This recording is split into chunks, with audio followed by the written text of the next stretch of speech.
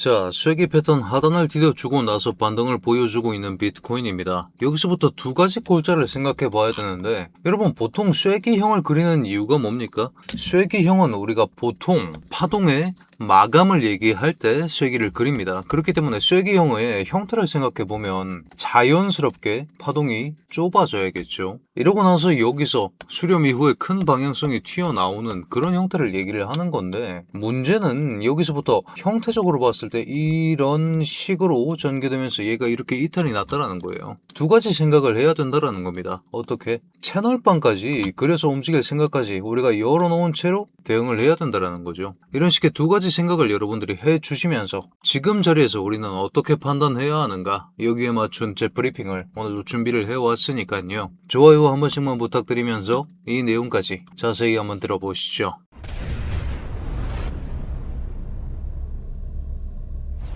반갑습니다. 현명하게 매매하자 코인인사이트의 현우 트레이더 인사드립니다. 자, 눈치 빠르신 분들이라면 제가 마진이 좀 줄었다는 걸 확인하실 수 있을 겁니다. 어제 두 가지 이벤트가 있었죠. 두 가지 이벤트를 앞두고 나서 거래량이 완전히 죽어버린 그런 장세를 보여주었기 때문에 어제 이 영상에서도 이런 식의 쐐기 패턴을 하나 공유드릴 수 있었습니다. 어떻게 잡을 수 있었습니까? 자, 1시간봉 기준으로 우리가 8월 21일에 저점 캔들 하나, 그리고 8월 23일에 저점 캔들 하나, 이 두 가지를 연결함으로써 쐐기 패턴을 한번 잡아봤을 때 여기에 대한 리테스트를 만들고 나서 다시 한번 재차 반등하는 구조를 보여주고 있습니다. 어젯밤 11시 30분부터 여기 전저점에 대한 훼손이 한번 들어왔었죠. 이 전저점을 훼손하는 경우와 함께 쐐기 하단 자리 줄 모양인데 리스크 관리 한번 하겠다라고 말씀드리고 778 인근에서 기존 전개 중이던 숏포지션에 대한 절반 익절을 진행했습니다. 아니 현우야, 그러면 너는 이제부터 롱뷰라는 거냐? 왜 여기서 반익을 친 거냐? 자, 두 가지 문제가 있죠. 어떤 두 가지 문제가 있냐면, 제가 어제 오버나잇이 안 돼서 이런 식으로 진행을 했던 거고, 쐐기 끝자리까지 오기도 했다. 어떠한 형태의 발산 직전이라는 거죠. 이 형태 보면서 뚫고 내려가서 리테 자리를 줬으면 여기서 불을 한번 탈 생각도 했을 텐데, 이런 형태가 나오지는 않았기 때문에 일단 리스크 관리만 한번 해둔 다음 재차 반등하는 구조가 나오고 있습니다. 자, 하지만 여러분 어제도 말씀드렸던 내용이죠. 저점 깨고 나서 그 다음 고점이 어떻게 형성되는지가 중요하다. 여러분, 저는 여기서부터 하락 구조로의 변곡을 말씀드렸습니다. 그 이유가 뭐였습니까? 고점이 낮아지고 있다. 저점 또한 더 낮게 출현하고 있다. 그러면 이 저점이 출현했을 당시의 상황을 한번 봐야겠죠. 여기 저점이 직전 저점이 깨지고 나서 우리가 판단해야 되는 시점은, 여러분 하락 추세의 기본을 기억하십시오. 하락 추세의 기본은 더 낮아진 스윙 하이 그리고 더 낮아진 스윙 로우, 이 두 가지가 담보되었을 때 하락 추세의 지속을 얘기해 볼 수 있는 겁니다. 캔들에 대한 간단한 이야기예요. 더 낮아진 저점이 여기서 출현을 했죠. 그러면 여기서부터는 당연히 전저 깼네 하고 롱 붙을 사람들이 있을 거 아닙니까? 혹은 전저 깼네 하고 숏 던질 사람들이 있을 거 아니에요. 단타 치는 사람들은. 이런 거 생각했을 때 당연히 반발로 한 번은 튀어오릅니다. 하지만 그렇게 튀어오르면서 제가 스윙 하이 그리고 스윙 로우 말씀드렸습니다. 이걸 깨냐 마냐, 거기서 분기점이 생성되는 거거든요. 단타 치실 분들은 새겨 들으십시오. 근데 이게 이렇게 올라가면서 결국에는 여기를 돌파하지 못하고 다시 끌려 내려간단 말입니다. 이러면서도 마찬가지로 스윙 하이가 하나 생성이 되는 거죠. 그러면 마찬가지로 이 전저점을 깬 순간부터 다시 한번 돌파해줘야 되는 스윙 하이 포인트는 여기가 되는 겁니다. 지금 시점에 당연히 전저와 쐐기 하단이라는 겪은 거가 있었기 때문에 여기서부터 약반은 나올 수 있어요. 하지만 그럼에도 불구하고 저는 지금의 상승분으로 791을 뚫어낼 수 있을까에 대한 의문이 든다라는 거죠. 단기적인 뷰로 봤을 때는 이런 형태를 생각해 볼 수 있을 겁니다. 하지만 우리가 스코프를 조금 더 넓힌다면 일단 1시간봉 상에서 하락 구조는 여전히 지속 중이다라는 생각을 하셔야 된다라는 거고, 제가 인트로에서 말씀드렸던 내용이 뭐였습니까? 프레임 조금 더 크게 보겠습니다. 이런 형태로 봤을 때 우리가 지금까지 바라보고 있었던 것은 쐐기 상단에 대한 휩소 이탈 이후에 하단 체크, 그러고 나서 약반등 보여주고 있는 자리, 이런 형태가 나오고 있는 상황인 건데, 이 휩소에 우리가 주목을 해본다면 혹시나 우리가 이 휩소를 포함한 이런 식의 채널을 잡아야 하지는 않을까 라는 생각 또한 해봐야 된다라는 거죠. 두 가지 가능성이 공존하는 구간이다, 이렇게 말씀을 드리고 싶은 거고, 한쪽 가능성이 소거되는 그 시점은 이 쐐기의 끝자락에 달해 있을 그런 포인트라고 말씀드리고 싶은 겁니다. 자, 그렇기 때문에 마찬가지로 안건을 나눠야 됩니다. 안건 1번이죠.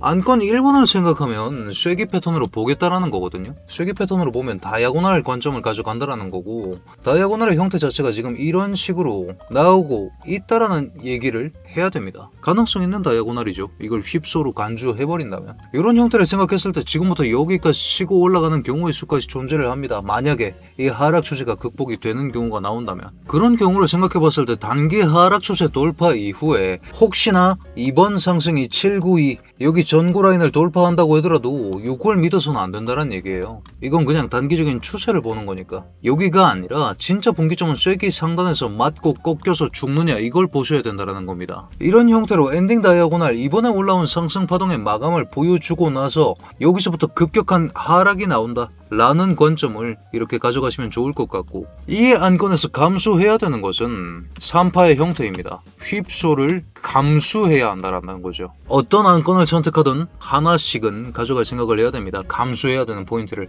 뭘 감수할지, 뭘 최대한 덜 생각할지, 그리고 가능성 높은 건 뭐인지. 여러분, 결국에는 매매는 손익과 그리고 가능성의 영역이다. 그렇기 때문에 우리는 이 가능성을 위해서 전제를 최소화하고 근거를 늘려나가야 된다는 생각을 여러분들께서도 해주셨으면 좋겠습니다. 아니 현우야, 그러면 이거 말고 다른 경우의 수가 있다라는 거냐? 다른 경우의 수는 어떤 거였죠? 이 쐐기가 아니라 우리가 감수해야 됐던 이 포인트를 생각하면서 채널방으로 잡아본다면, 이런 형태로 고점 확장 채널을 이런 식으로 잡아본다면 어떻습니까? 이 채널에 부합하는 관점도 우리가 하나 가져가 볼 수가 있거든요. 채널링 관점을 가져간다라고 했을 때는 우리가 어떤 얘기를 해볼 수가 있겠습니까? 채널링 관점을 얘기하기 위해서는 조금 더 큰 골자의 해석이 필요합니다. 우리가 여기서부터 하락 파동이 절단나고 그 다음부터 올라오고 있는 형태라고 말씀을 드려왔었죠. 어디였습니까? 해당 포인트 627 저점부터 해서 이런 식으로 1파 이후 2파, 3파가 채널링을 생각하면 여기서 마감 쳤다라고 얘기를 할 수가 있습니다. 왜 이렇게 말씀을 드리냐면, 여러분 여기까지가 3-3이라고 간주하겠습니다. 여기가 문제인 거거든요. 박스로 한번 쳐놓고 얘기를 해보겠습니다. 여기가 문제라는 건데, 여기 이 구조를 살펴보면 5개의 소파동이 보입니다. 이게 무슨 얘기입니까? 여기서도 이런 식으로 1파로 올리고 2파가 기간으로 뺐고 3파가 좀 강력하게 올렸으면 4파 이후에 5파로 들어올린 형태가 보인다라는 거죠. 5개의 소파동이 보였기 때문에 우리는 어떤 가능성을 소구할 수 있습니까? 여기서 3파가 마감났다라는 가능성을 소구할 수 있죠. 어려운 내용입니다. 잘 들으셔야 돼요. 여기서 3이 마감 쳤으면 자연스럽게 이런 시나리오를 생각해 볼 수가 있는데, 4가 ABC 형태로 나올 거라고 생각을 해볼 수가 있는데, 이 가능성이 소거가 되죠. 왜? B파동은 절대로 5개의 소파동을 가져갈 수가 없기 때문에, 이 생각을 했을 때는 여기서부터 4 스타팅이라고 치면 이게 4-A, 4-B 그리고 4-C로 내려간다는 관점인 거잖아요. 요 B가 5개를 보인 이상 이걸 4로 볼 수가 없다는 얘기야. 그러면 4는 여기까지가 3인 걸로 봐야 되고 여기서부터 4가 내려가고 있는 걸로 봐야 된다고. 그럼 4가 옆차기가 나오는 게 자연스러운 과정이라는 말씀을 어렵게 드리고 있는 겁니다. 이런 두 가지 가능성이 공존하는 구간에서는 우리가 리스크 관리를 한 번씩 해줄 필요성이 있다. 제가 마냥 숏쟁이가 아닙니다. 숏의 가능성을 훨씬 더 높게 치고 있긴 하지만서도 항상 우리가 파동 트레이더들이 경계해야 되는 것은 자기 확신과 확증 편향입니다. 그럼 이 두 가지를 어떻게 경계하고 견제하느냐? 우리는 훨씬 더 두터운 수준의 근거들이 필요하고 리스크 관리가 필요하다. 이렇게 말씀드리면서, 여러분들 지금 코인인사이트 구독해 두시면 이런 식의 투자 인사이트들 저희는 매일 한 편씩 제공하고 있고, 제 관점에 따라서 안건들 소개해드리고 실시간으로 브리핑 드리면서 대응하고 있는 제 텔레그램의 경우에는 고정 댓글에 여러분들께서도 확인하실 수 있게끔 입장 링크 남겨뒀으니까요. 다만 여러분, 입장 전에 아직까지 구독, 좋아요 눌러주지 않으셨다면 지금 한 번씩만 눌러주신 후에 입장해 주시길 바라겠습니다. 자, 이 구조를 생각하면 여기서부터 4파 스타팅이라는 생각을 하면 채널링 관점이 이제 이해가 되실 겁니다. 무슨 얘기냐면, 4파 스타팅을 여기 이 자리로 간주해놨고 지금 우리한테 이런 형태를 보여줬기 때문에 어떤 얘기를 해볼 수 있느냐.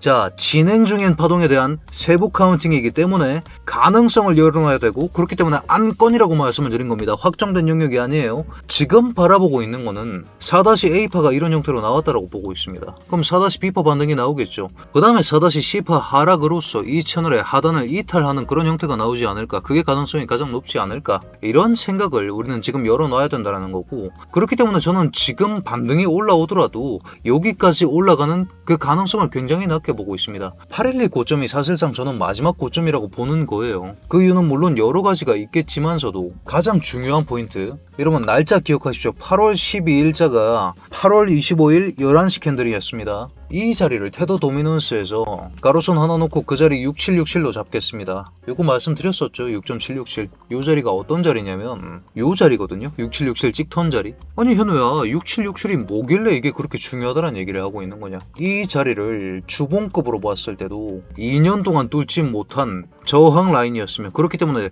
돌파된 시점인 지금부터는 이가 뭘로 기능한다? 지지로 기능한다. 이렇게 수평 저항대의 기능으로서도 우리가 유출을 해볼 수가 있고, 거기에 더불어서 우리가 날봉 상황에서 변곡 빗각 잡는 방법입니다. 의미 있는 고점, 그리고 변곡 직전 고점, 요 두 자리 이어내면 지금 자리가 어떤 의미인지 이해가 되시겠죠. 지금 이것 맞고 튕고서 테더 도미넌스가 올라가기 시작하면 비트는 그에 맞춰서 하락할 수밖에 없다라는 얘기예요. 이런 거 생각했을 때 이 겹장 모두 뚫어내면서, 이 겹장 포인트가 아까 우리가 봤던 812 고점 라인이었죠.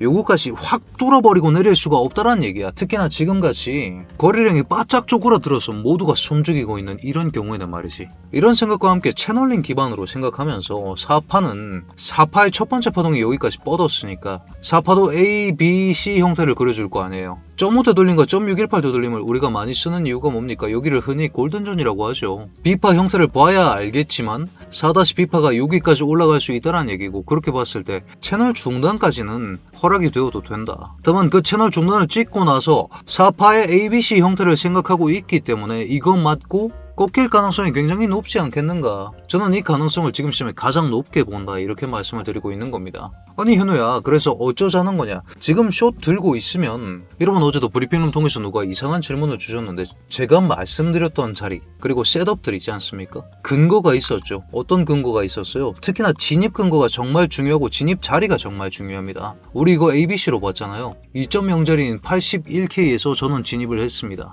이거 막 가로 늦게 뭐 80 혹은 79 이런 자리에서 풀배팅 치면 안 된다라는 거예요. 아니 현우 쇼표던데? 여기 잡아도 되는 거 아닐까? 나는 79까지 올라와도 견딜 수 있어. 왜? 평단이 81이니까. 오히려 79에서 리테 자리를 주면 불타기를 할 수 있는 사람이라고. 자리가 아닌 데서 풀배팅 치시면 안 된다라는 말씀을 드리고 싶고, 자리가 아닌 데서 풀배팅 치면 안 된다라는 논리에 입각해서 우리가 지금 이 쐐기의 가능성까지 열려 있기 때문에 지금은 아직은 포지션을 열 타이밍이 아닙니다. 여기나 여기 혹은 우리가 채널로 봤을 때 이런 채널 중단 자리 줬을 때 요런 자리 있지 않습니까? 요런 자리에서 포지션을 열 생각을 하셔야지.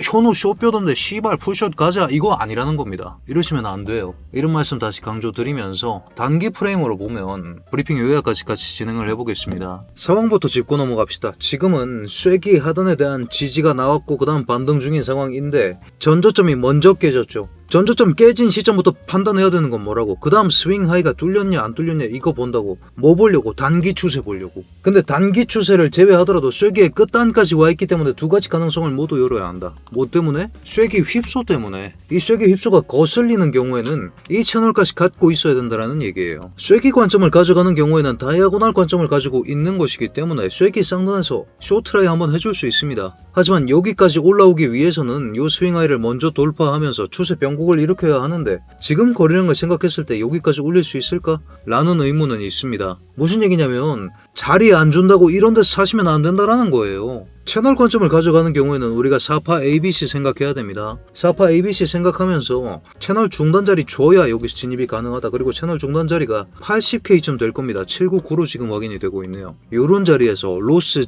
길게 잡을 생각해야 됩니다. 로스 마찬가지로 812로 잡으시건 혹은 828까지 잡으셔야 돼요. 이런 거 생각했을 때 지금 자리에서 고올 레버 뭐 30배씩 잡을 자리는 아니고 한 15배 언더까지는 낮출 생각하시면서 지금은 잡으셔야 된다. 이래야 이것도 리스크 관리의 일환이다, 이렇게 말씀을 드리면서 지금은 포지션을 잡을 시기가 아닙니다. 곧 이탈이 예정되어 있습니다. 이런 걸 생각해 보았을 때 하락 관점은 여전합니다. 하지만 여기서 추격 붙겠다, 나 여기서 못 잡았는데 숏 잡고 싶다 하시는 분들은 진입자리를 잘 보신 다음에 들어가셔야 된다. 이 진입자리 찾아드리려고 제가 채널이랑 쐐기 둘 다 잡아드린 거니까 요 각 시나리오 검토해 보시고 그 다음에 플랜을 수립하시는 게 좋겠다 이렇게 말씀드리겠고, 2부 영상에서는 제가 어제 엔비디아 실적 발표 나왔고 그 다음에 PC도 부합했죠. PC는 웬만해선 여러분 부합이 나올 수밖에 없습니다. 요 매크로적인 상황과 함께 PC 그리고 GDP가 어떤 의미를 가지는지 2부 영상에서 한번 다뤄볼 테니까요. 오후 영상 브리핑 준비해 오겠습니다. 여러분들 확인하실 만한 내용들 텔레그램 통해서 최대한 빨리 공유드리고 있으니까 이것까지 한번 확인해 보시길 바라면서, 오늘 분석도 마음에 드셨다면 여러분 댓글로 굿 한 글자씩만 부탁드리겠습니다. 자, 그렇다면 코인인사이트 구독자 여러분들 모두 성투하는 좋은 하루 되시길 바라겠습니다.